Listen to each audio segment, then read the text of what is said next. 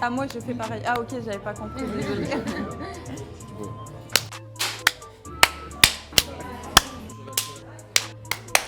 Ça me fait rire.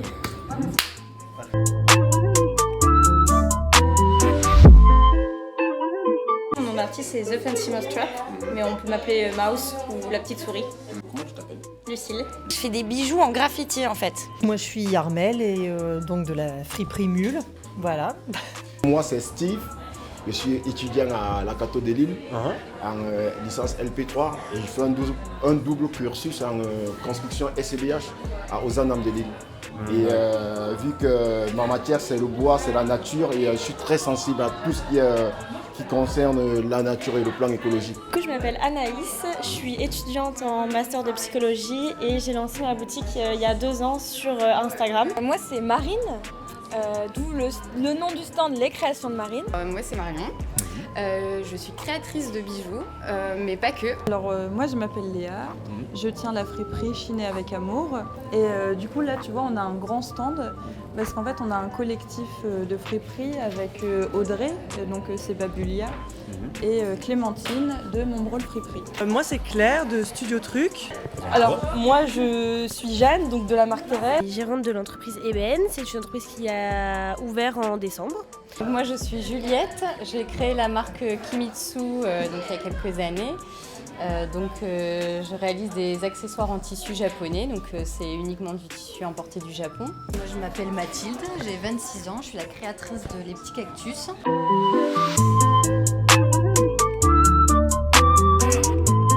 Donc avec le cassage des stéréotypes, une femme est ronde ne peut pas porter ça, une femme est trop mince ne peut pas porter ça, une femme porte ce qu'elle veut à partir du moment où elle se sent bien dans un habit.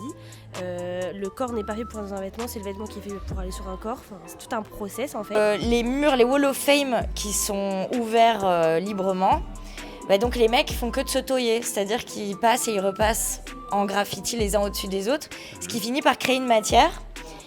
Et au bout d'un moment, il y a toujours un moment où l'eau s'infiltre entre 2 couches et du coup ça se décroche du mur, ça se décolle. Donc moi je récupère cette pierre de graffiti en plaques et je m'amuse à aller creuser à l'intérieur pour aller voir ce qui s'y passe et pour faire des petits bijoux, pièces uniques, qui sont des petites œuvres d'art à porter comme des bijoux. Et du coup il y a les cotons qui se trouvent dans les paniers, comme ça.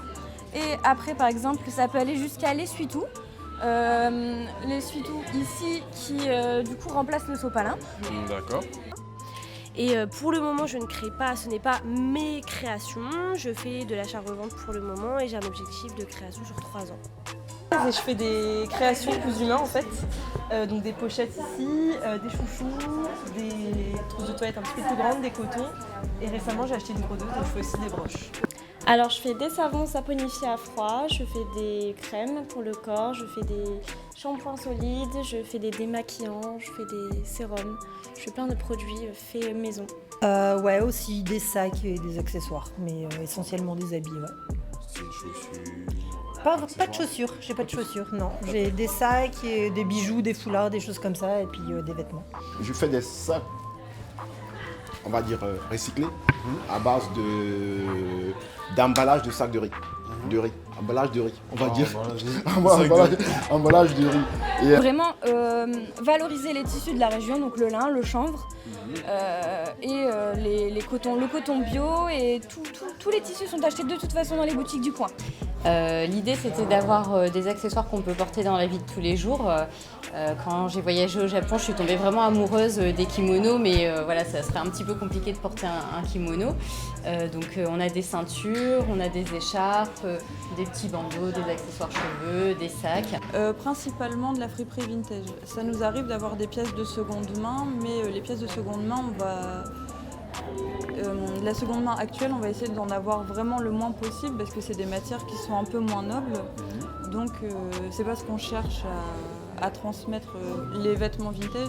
Tu as vraiment des coupes et des matières intéressantes. Je suis tatoueuse sur Lens, donc plutôt bébé tatoueuse. Je viens juste de commencer, en fait j'ai mon shop depuis 3 mois à peu près, avant j'étais en apprentissage. Du coup là je présente un petit peu tout ce qui est produits dérivés avec mes illustrations. Donc stickers, prints, t-shirts, sweats, tote bags. On peut aussi prendre des rendez-vous. D'accord. C'est toi, tu les confectionnes toi-même? Ouais, chez moi à Lille. Je fais donc des accessoires qui sont féminins et je fais aussi des broderies décoratives. C'est des bijoux où tout est brodé à la main, perle par perle. Ils sont assez colorés et c'est des pièces uniques à chaque fois. A pour but de remplacer tout ce qui est jetable à la maison. Donc c'est des créations de bijoux en acier inoxydable que je fais dans mon petit atelier à Roubaix. Ils sont tissés à la main, ils font fait une semaine de tissage et 2 semaines de monte, on va dire. Donc Clé by Tutor Truc sur Instagram. Je fais des boucles d'oreilles en argile polymère et j'ai pour objectif de partir sur aussi des objets de décoration en argile.